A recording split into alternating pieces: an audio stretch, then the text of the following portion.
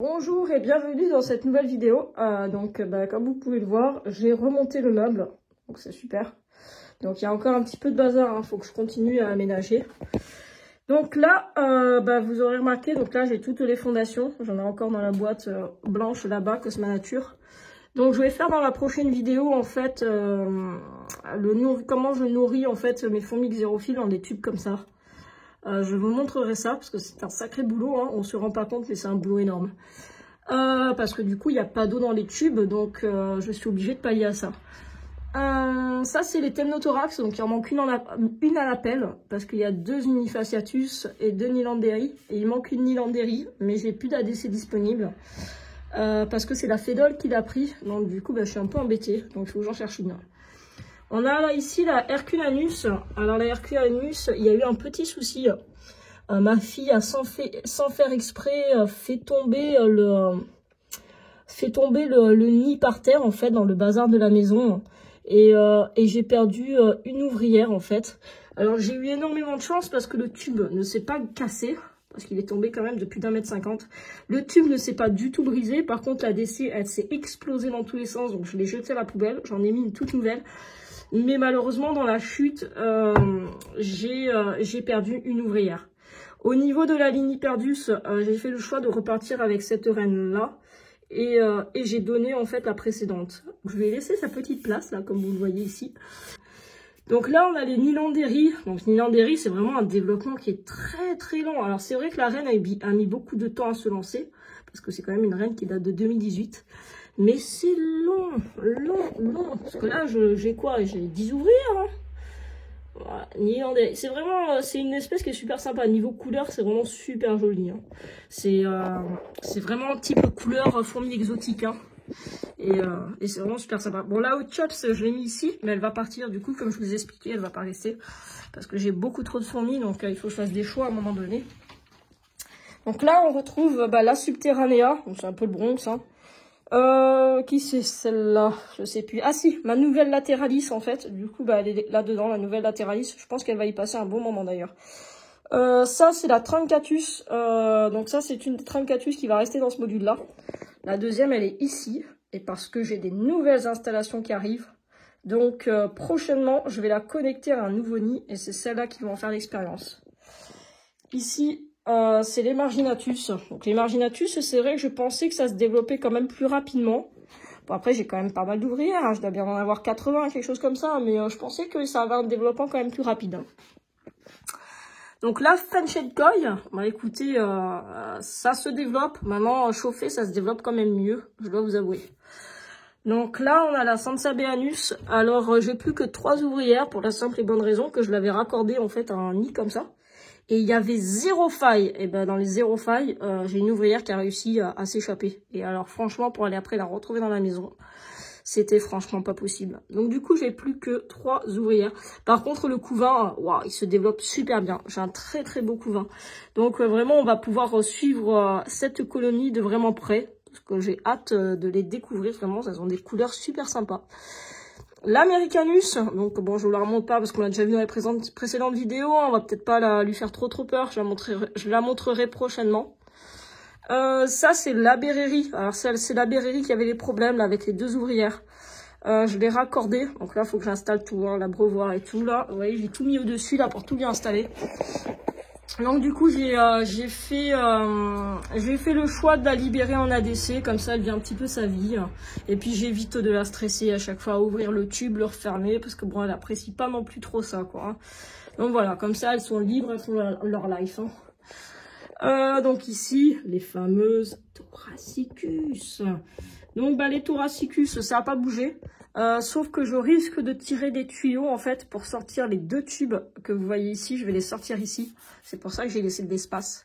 Donc les 2 tubes vont venir en fait ici. Donc il faut que je tire des tuyaux mais j'en ai plus. Donc je suis bien embêtée. Donc pour l'instant je laisse comme ça. On va descendre. Donc là on a les Aberreries. Donc les Aberreries, il n'y a pas eu de soucis en soi. Juste qu'au niveau de la chaleur, j'étais pas bon du tout. Donc là, vous voyez, j'ai rebranché le meuble. Câble chauffant qui passe. Tac, tac, tac. Regardez ça. Donc c'est un câble chauffant de 7 mètres. du coup, qui alimente tout le meuble.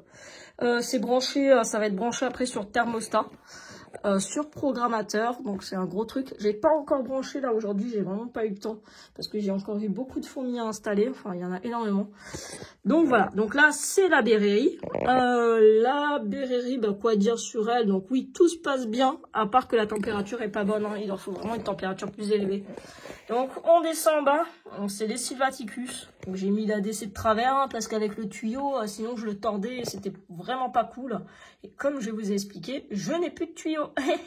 Donc on fait avec ce qu'on a. D'ailleurs maintenant c'est tout poussiéreux vu qu'elles ont fait un peu un stage dehors. On repasse de l'autre côté. Donc les Cryanthatus du coup sont ici. Du coup, j'ai fait toute cette étagère là. Donc c'est les africaines. Donc Thoracicus, Sanctus. Donc là on a la Maculatus. Alors pour l'instant comme j'ai pas encore la DC qui est lavée, je lui ai fait un petit cube comme ça. Donc vous avez vu j'ai laissé déjà l'espace. Et comme les deux autres à côté, je vais mettre les deux tubes après par la suite au milieu, le temps que ça grossisse. Donc là on descend. Donc mes petites Turkestanus adorées. Oh là là là là là. Attendez, on va se faire un petit zoom. Oh, regardez comme elles sont. Trop choupines. Alors au niveau des Turkestanus et au niveau de l'élevage des Turkestanus, ça a besoin d'énormément d'humidité, de beaucoup d'humidité, mais en même temps ça a besoin d'une partie sèche pour les cocons. Parce que moi par exemple le tube il génère énormément d'humidité parce qu'il y a une dalle, donc elles adorent ça. Mais par contre quand il y a des cocons, elles me les sortent en fait sous cette petite pierre qui est noire ici, elles me les sortent là-dedans. Donc, si je peux vous donner un conseil au niveau des Turkestanus, c'est que ça demande énormément d'humidité, mais en même temps, ça demande une partie sèche. Donc, il faut arriver à gérer ça, en fait, un 50-50, quoi. Mais un 50, une grosse hygrométrie, quoi. Il faut pas hésiter à y aller, hein. Plus c'est humide, et plus elles aiment ça. Moi, je sais que quand il y avait de la condensation dans le tube, elles adoraient ça, hein. Mais voilà, il faut en même temps une partie sèche pour les cocons. Donc voilà, c'est le conseil que je peux vous donner au niveau des Turkestanus. Après, au niveau de toutes ces fourmis, comme ici, la Cryanthatus et tout, alors ça, j'élève dans du sec. Mais c'est vrai que par la suite, enfin j'élève dans du sec, je mets un tout petit peu d'humidité. Par la suite, quand elles vont être en nid, parce qu'en fait, je vais faire des nids de 20 x 20 que je vais raccorder entre eux. Et en fait, il y aura un nid qui va gérer l'humidité. Donc plus tard, ça va être comme ça en fait. Je vais avoir plusieurs nids de 20 x 20 et un nid va gérer l'humidité. Comme ça, mes fourmis xérophiles auront toujours une petite partie humide. Parce qu'au final, à part mes florides qui ne sont jamais contentes quand je mets de l'humidité, je sais que toutes ces fourmis-là, elles aiment bien. Maintenant, c'est vrai que l'humidité, faut faire vachement gaffe. Quand vous partez sur des fourmis qui demandent beaucoup d'humidité, ben malheureusement, vous avez tout ce qui va se développer avec les acariens, les bactéries, les champignons. Donc, pour pallier en fait à ce problème, il faut en fait les confiner dans des endroits restreints. Parce que plus vous allez les confiner, et plus facile sera pour elles de faire le ménage. C'est-à-dire que si vous avez une attaque d'acariens, si les fourmis elles sont confinées dans un environnement, elles vont le gérer l'attaque d'acariens. Si le nid il est beaucoup trop grand, les acariens ils vont se mettre dans un coin du nid où les fourmis elles ne vont pas. Ils vont se développer tranquillement et quand ils seront trop nombreux et trop affamés, ils vont se retourner contre votre colonie. Donc vraiment, quand vous gérez des espèces qui demandent un fort taux d'humidité, il faut, moi je trouve que c'est important en tout cas de les confiner dans un environnement restreint et d'ouvrir au fur et à mesure des parties du nid. Donc c'est le conseil que je peux donner. Donc c'est pour ça, pour moi, c'est hyper important de respecter le confinement chez les fourmis. En tout cas, celles qui ont besoin d'humidité. Parce qu'après, si vous les maintenez dans du sec, c'est un peu différent quand même. Voilà, donc on va remonter. Donc là on a les Myrmicas. Donc les Myrmicas, moi je vais pas les chauffer parce qu'elles n'ont pas du tout besoin d'être chauffées, hein. Là elles sont à 24 degrés à l'extérieur, c'est nickel pour elles, hein. Donc ça c'est les Flavus, vous voyez, super bon développement. Regardez comme elles sont toutes mignonnes. Donc les Flavus, c'est des petites fourmis qui demandent pareil un taux d'humidité qui est assez énorme.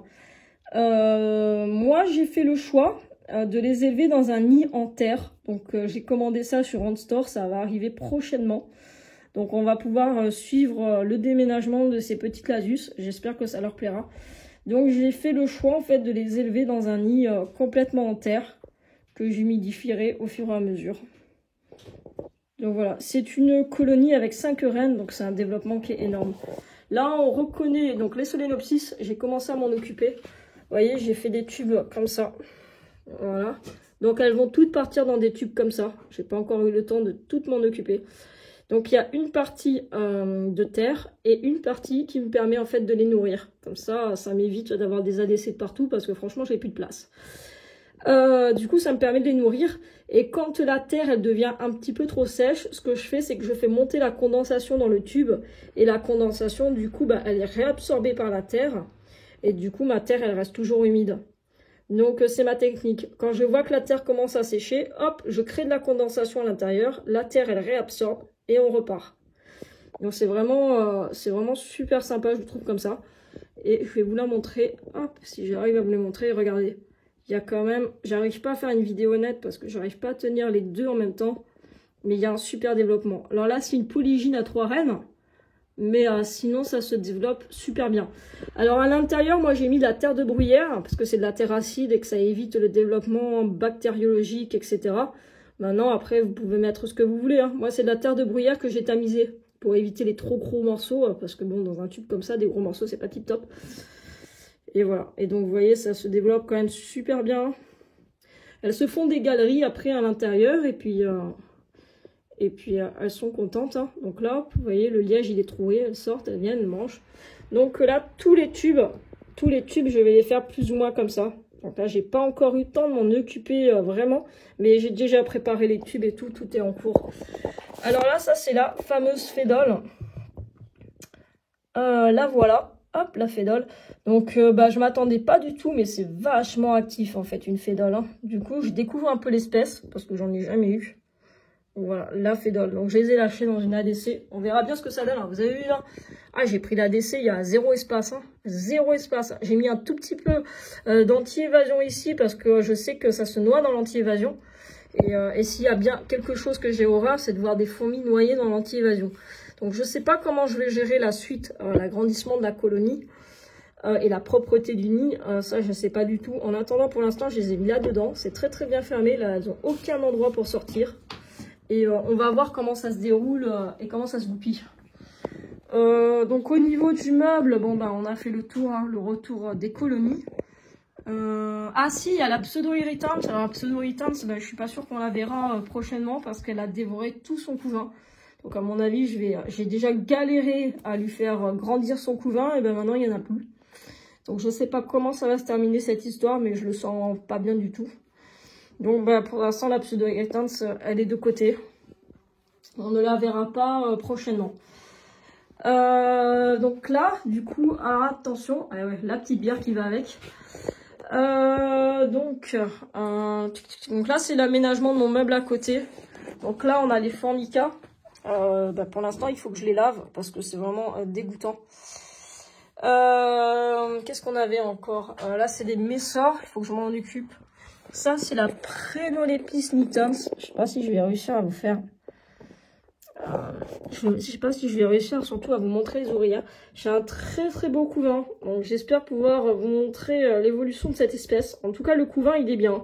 Ça se développe vraiment bien. Alors là, le tube, il est sec. Hein, mais normalement, elle est raccordée à un autre tube avec une réserve. C'est juste que là, je lui ai débranché le temps de la descendre et j'ai oublié de lui rebrancher. Donc je vais vite, avant de me coucher ce soir, lui rebrancher. Donc là, on a les Aphaenogaster Texas. J'ai eu un gros souci chez les Aphaenogaster Texas. C'est qu'en fait, la réserve d'eau s'est vidée. Enfin, la réserve d'eau. L'abreuvoir dans la DC s'est vidé, ce que je n'avais pas du tout vu. Elles ont été assoiffées à tel point que j'ai eu une dizaine de mortes à peu près. C'était une hécatombe dans la DC. Et j'en ai encore 2 dans le nid qui sont mortes. J'en ai repéré 2. Donc, comme hier, elles étaient dans un état, elles bougeaient plus. Hein. Elles étaient au fond du nid, il n'y avait plus de réaction, plus rien. Du coup, j'ai branché vite fait un abreuvoir pour les abreuver au plus rapide. Et là, dans la semaine, je vais m'en occuper. Je vais faire les installations. Donc là, la pseudo-irritante, je crois, c'est elle que j'ai descendue du coup.